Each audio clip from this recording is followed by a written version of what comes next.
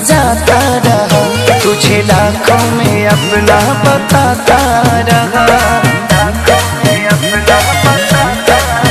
तुम्हें जिद पे अड़ा था मेरे लिए, राहों में खड़ा था मेरे लिए। झड़ी से लाके तुझको बहार दे दिया, उतने लायक नहीं थे जितना मैं प्यार दे दिया।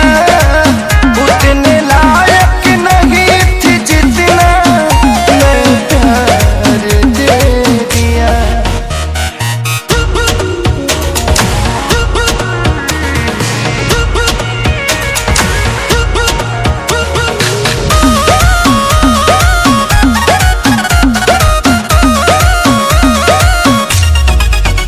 कर रही हो हवा की सवारी सनम, फिर संभलेंगे कुंदन के सारी सनम।